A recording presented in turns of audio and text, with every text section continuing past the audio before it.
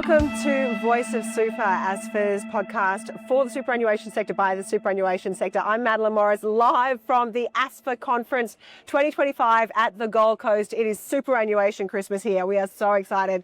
It's an incredible vibe, incredible people, over 1,000 delegates all coming together to work together for the betterment of Australians and their retirement, not just from Australia, but also international. And that is why we have a special international episode of Voice of Super for you today. I'm delighted to say that we're joined by Guy Opperman. Hello. Very warm welcome to you, Guy. Guy will be known to some of you. He is the former UK Minister for Pensions and Financial Inclusion. He spent 5 years in government there, working for the betterment of the UK retirement system and retirees, and made quite a few significant changes. And we're going to talk to you about some of those things today, because in Australia, we like to think that we're pretty good here at our superannuation system, but actually there's lots of things that we have to learn, and we can do so also from the UK system. We want to talk about that with you today, Guy. Sure. Well, listen, first of all, thank you. Amazing to be here. Fantastic to be, the premier super conference that you have. The largest superannuation gathering in the world. It is. And also, listen, you lead the world in accumulation. I don't think there's any doubt in my mind whatsoever. And I spent a lot of time as minister learning from Australia. I spent a lot of time speaking to key people. I had dinner on Monday night with my old friend Nick Sherry, really trying to get my head around accumulation and all the evidence of success that you guys have got. We got to 8% quite quickly, and then we're sort of consolidating through that. But at the same stage, I was invited to speak here, invited to come here, wanted to come watch, listen and learn, and sort of try and see if I can help as well. All right, let's get into some of the details then. So we're going to talk first of all about something called the midlife MOT, which is something that you do in the UK. MOT is not a phrase that we're familiar with in Australia. It basically means it's what you do when you take your car in for a checkup. It's your roadworthy certificate. Correct. But the equivalent phrase, I suppose, would be a midlife checkup. Yeah, a midlife assessment, yeah, midlife checkup. Tell us about what that is in the UK. So we did some really cool pilots, and then we rolled it out in a variety of cohorts as well. It basically, at the age of 47, is when men and women actually start thinking about their longevity, their retirement, their employment. They're beginning to creak a bit more. Oh my God, this is my life. I turned 47 last year, and I started thinking of all of these things. This is why this is the tipping point thing. Yes, this it genuinely is the tipping point. Am I going to be doing this job for the rest of my life? Yes. How is my health? How am I going to live the rest of my life? Yeah. But it is your midlife. On average, in a first world country, you have half of your life ahead of you. So now is the time to actually engage with individual members or individual citizens as to how it is they then conduct the rest of that life. And you look at three elements. You look at wealth, work, and well-being. The bit that everybody's really interested in, and particularly from a pensions point of view, is wealth, because they want to know, all right, I've got this type of earnings now, but you do a financial health check. And I would say to you, look, Mads, this is the situation. Your earnings are this, and if you retired tomorrow, this is what you'd get, which 9 times out of 10 is way below your present earnings. Now, that triggers behavior change because it actually engages people. And the beauty is you've now got 20 years to make a difference about it. So you're able to make an intervention and to save more, auto-escalate your savings.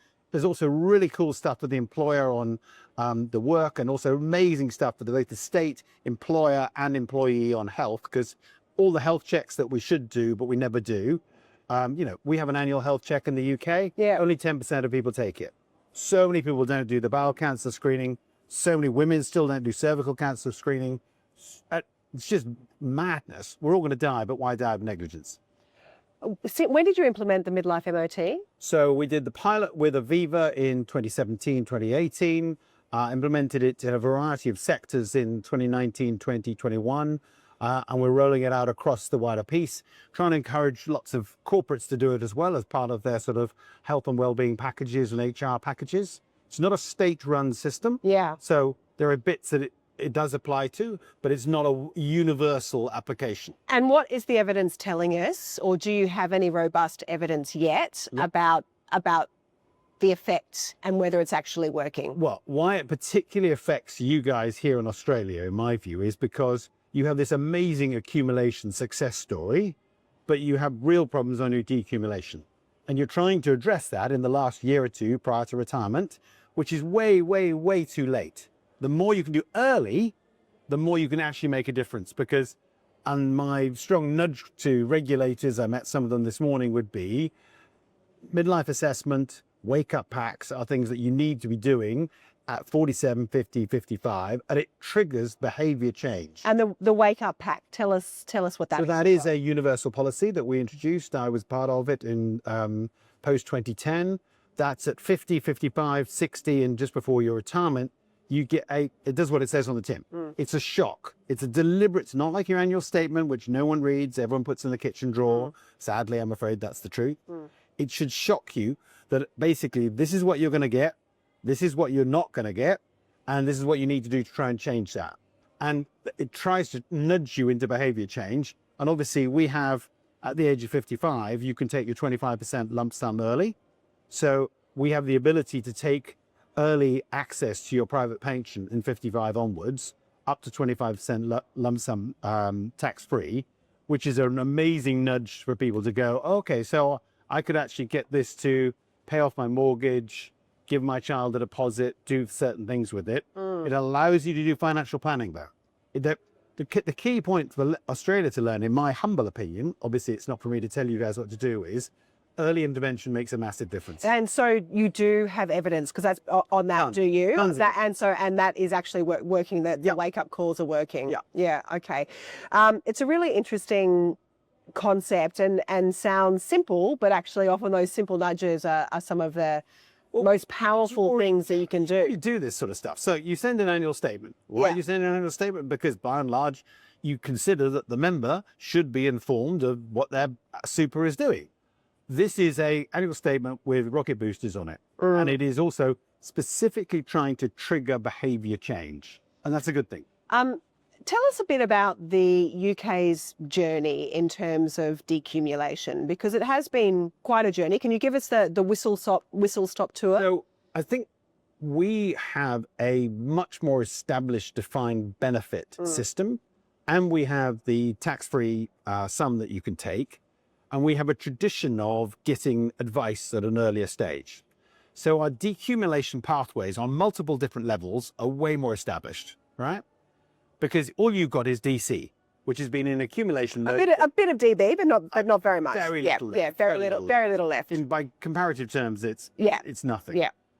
But the problem here is that we've got this amazingly good DQ system whereby basically people can get targeted support going forward. They get advice. You can't access your money without getting advice above £30,000. There's real strong incentives to get proper advice. So just explain that you can't access. What do you mean about the £30,000? So if I'm going to access a DB sum at an early stage, I've got to get regulated advice. Okay. I'm in a position that we try and really hard engage people early. We're really trying to get the decumulation products there. And putting it bluntly, we have much more products available on a sort of default basis, even in the present DC system, than you guys have. When I know you've looked at some of these sort of default products, but they haven't really taken off to the degree which I would have liked to have seen here in Australia. So I just want to go back to that, what you've touched on there about advice. And in Australia, that is a really big focus for us at the moment. We would like, as an industry, to be able to facilitate much more advice to people at a much more affordable, low fee, even possibly no fee costs. We are working as an industry, and we're speaking with the Minister about that at the moment. It's a big challenge for us. Where does the mandatory advice come from for people who want to take down that lump sum? Do they have to pay for it? Is it free? So up to £30,000, you don't need to get advice. Above £30,000, you're required to get advice. All right. So there's an established market there because the government have said, look, if you're going to access this sum of money, you need to have advice. Now, it's not cheap in that respect, but at the same stage, there is an established regulated market for advice and guidance. Where we are also benefiting from is we have a thing called the Money and Pension Service, which I set up. Now, I know you've got Money Smart, but you don't have an independent government-backed organization going, hi, man, let's take you on a journey. We can give you some nudges and some help. We won't give you advice as such, but we'll tell you in a facts of life way And we have record numbers going to this independent government side. So if I was the government, I would be going, all right, we need to improve the advice and guidance situation, but we also need to set up something from government, because at the moment you're in a situation where there's either no advice taken whatsoever, and people are retiring, as we know in Australia, with significant sums probably either sitting in their super or just transferred to their bank account. It's just not how it should be. Or they're going off and, I listened to the shadow minister, the deputy minister today, talking about scams and all the problems that you've got. You need an independent support network, like what we have, the Money and Pension Service. So that you need to put rocket boosters up, Money Smart, and put a pension element on it. And then you need a regulated advice system, which is properly done. Now, ideally, you would work with the supers and the IFAs to find a way through that. What we're developing is what's called targeted support. So targeted support is where you're my customer.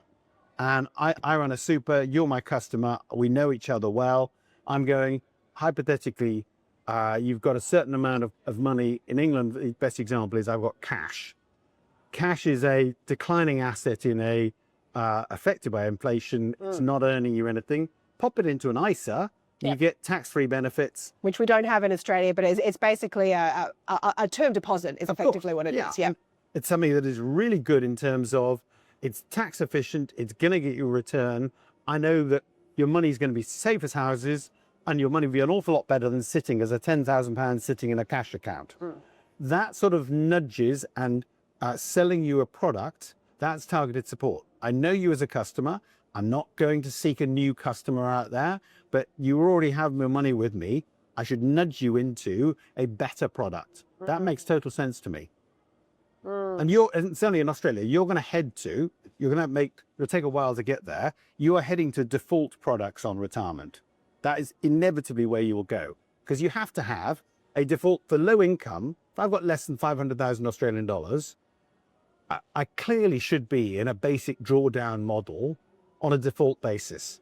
And I should take that as a default unless I make an active decision to come out of that. Now, the nature of nudges and defaults is that very few people will do so.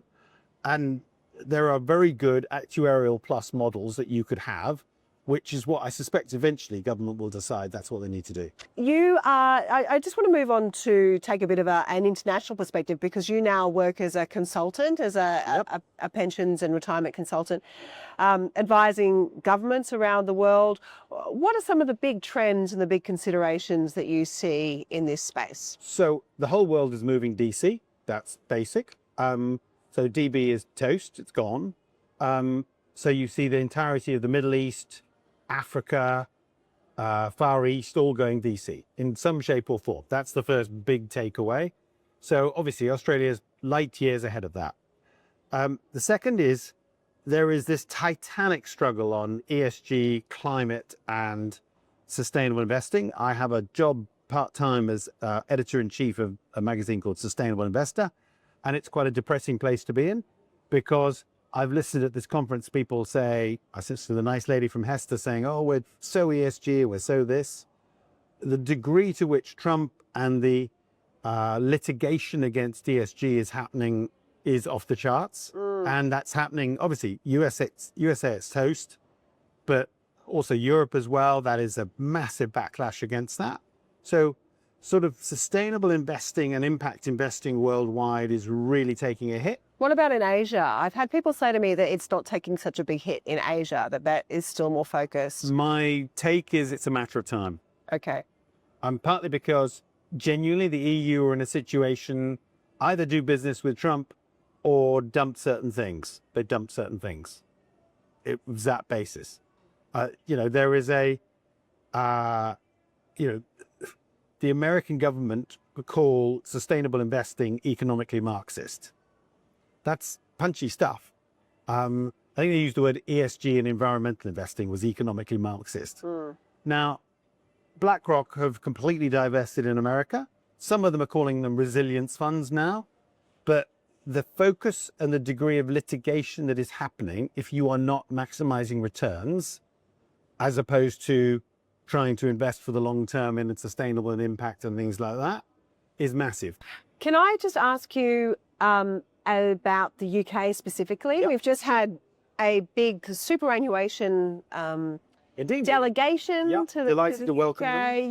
Yes. Lots of leaders were over there, and we had one earlier in the US.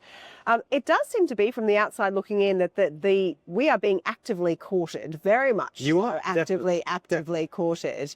How reliant is the UK going to be on getting an Australian capital injection from superannuation funds to do the things that you need to do? So I think if you are seeking outside investment into your country, you should be looking at the sovereign wealth funds, so Qatar, Middle East, Norway, etc. You should be looking at the Canadian Maple 8, and you should be looking at the Australian supers. Those are the big beasts who've got big pockets, of which IFM is an example, right?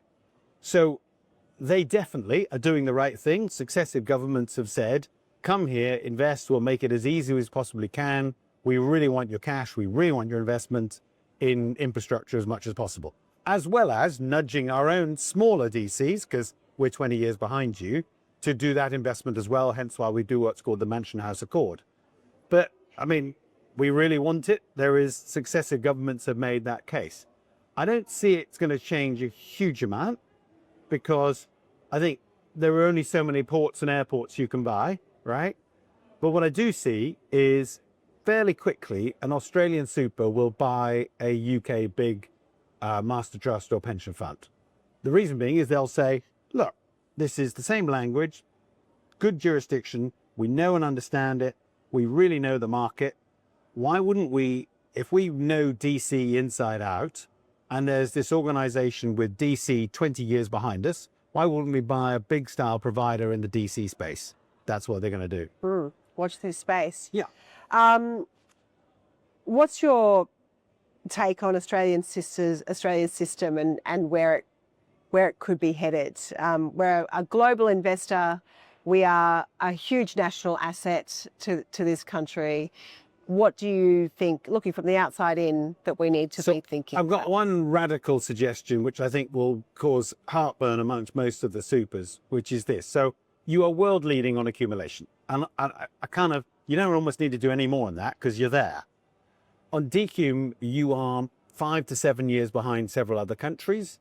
And there is, and the retirement offer for Australians, particularly low-income Australians, is not as good as it should be, given how successful you are in the rest of it.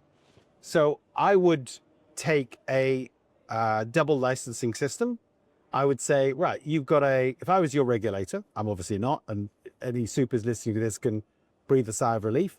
But if I was your regulator, I would say, fine, you can have a license for your super, but we're also going to license your retirement product, right? And if you fail on the value for money for your retirement product, we'll take away your super license as well. That would incentivize massively, obviously, the people behind the super to actually do retirement products and a retirement offering and provide a service to the customer, because the customer, what is super all about? Super is about providing a retirement salary. And that too often, that just is not happening. You're not getting the salary in retirement that your accumulated wealth should be getting you. That's the gap in your piece here, which at some stage you're going to have to fix. How you fix it, that is one suggestion. I accept that will cause heartburn amongst many. Well, we are having an active conversation here about the performance test and modernising the performance test, and there will be a conversation about that and many ideas about perhaps a net member benefit, for example, where retirement fits into that and retirement products fit into that. We will see. But the retirement income covenant is lovely, better than where you were, but it's just a strategy. Strategies mean nothing, I'm afraid. I've written loads of them as a member of parliament and as a minister. They mean absolutely nothing unless they are implementing with teeth by the regulator. Guy, it's been so great to have you. Yeah. Thank you. So refreshing. Wonderful to have an expert opinion and someone who knows the system so well and brings a really different perspective. Have you enjoyed the conference so far? Yeah, I love it. I'm having a great time, learning a lot, listening a lot, and hopefully helping a little bit. Fantastic. Great. Thank you very much, Guy. It's been great to have you. And we will be bringing you other episodes from the ASFA Conference 2025 on Voice of Super. So keep an eye out for those special episodes. Make sure that you subscribe and to keep up to date with all of our episodes. See you next time.